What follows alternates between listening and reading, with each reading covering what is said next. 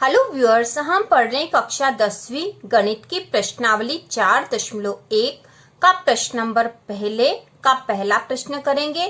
तो प्रश्न यहाँ दे रखा है, जांच कीजिए कि क्या निम्न द्विघात समीकरण है।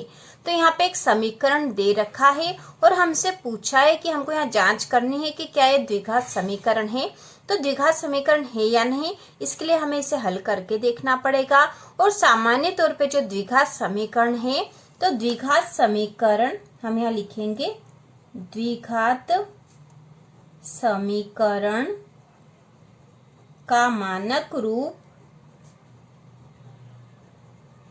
द्विघात समीकरण का मानक रूप क्या होता हमें पता है, a x की घात 2 धन b x धन c बराबर 0। ठीक है, द्विघात समीकरण का मानक रूप होता है a x की घात 2 धन b x धन c बराबर 0 होता है।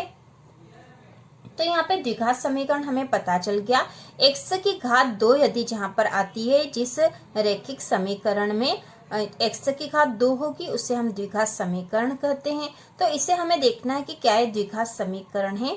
तो इसे हल करेंगे हम। तो यहाँ पे है x धन 1 की घात 2 है धन 2x ऋण 3। तो x धन 1 की घात 2 को हल करने के लिए सबसे पहले हम इसे समीकरण को यहाँ लिख लेते हैं।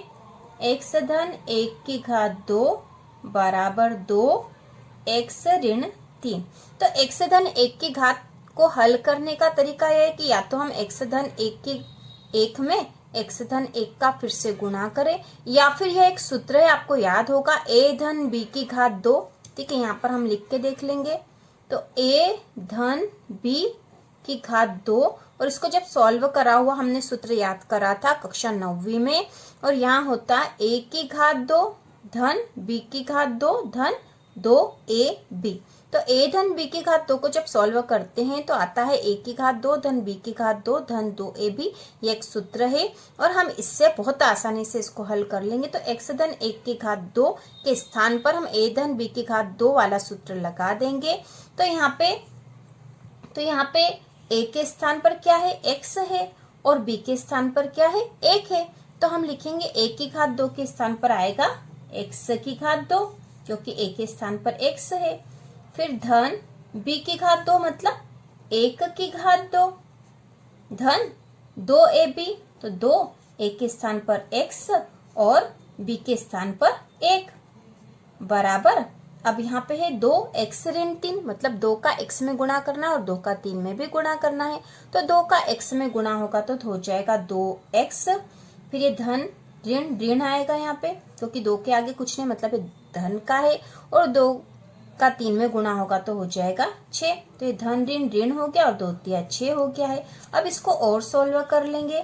तो यहाँ हो जाएगा x की घात 2 धन 1 की घात 2, मतलब 1 का 1 में गुणा, तो 1 का 1 में गुणा करेंगे तो 1 ही आएगा। तो यहाँ लिखेंगे 1 धन 2x गुणा 1, मतलब ये तीनों जो है गुणा में है।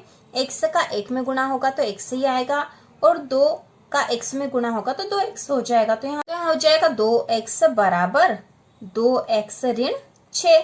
अब इसको हम इन संख्याओं को भी बराबर के इधर लाके सॉल्व कर लेंगे। तो यह है x की घात 2 धन 1 धन 2x। अब इनको भी हम बराबर के इधर ले आएंगे। तो 2x बराबर के इधर आया तो ऋण का 2x, और ऋण के 6 बराबर के इधर आए तो धन का 6 बराबर 0, क्योंकि इस तरफ की सारी संख्या हम इधर ले आए। अब इधर हो गया बराबर 0।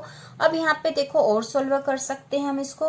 तो यहाँ है x की घात 2 वाली और कोई संख्या नहीं है, इसलिए हमने x की घात 2 लिख दी है।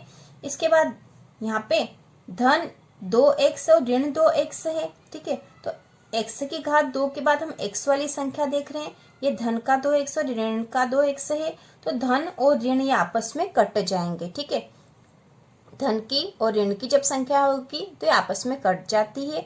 तो यहाँ क्या बचा, ये 6 है और ये 1 है, तो 6 और 1 7 हो जाएगा, मतलब यहाँ पे धन लगेगा, धन का 7। तो x की घात 2 धन 7 बराबर 0। तो यहाँ पे हमारा सॉल्यूशन आया है x की घात 2 धन 7 बराबर 0। तो यहाँ पे x की घात 2 वाली संख्या आई है।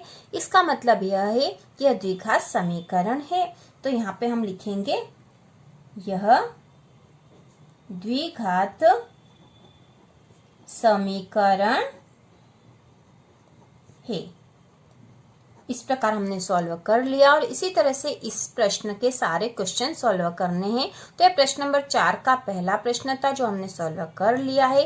तो इसी प्रकार के और वीडियो देखने के लिए कक्षा 10वीं की संपूर्ण तैयारी के लिए चैनल को सब्सक्राइब कीजिए।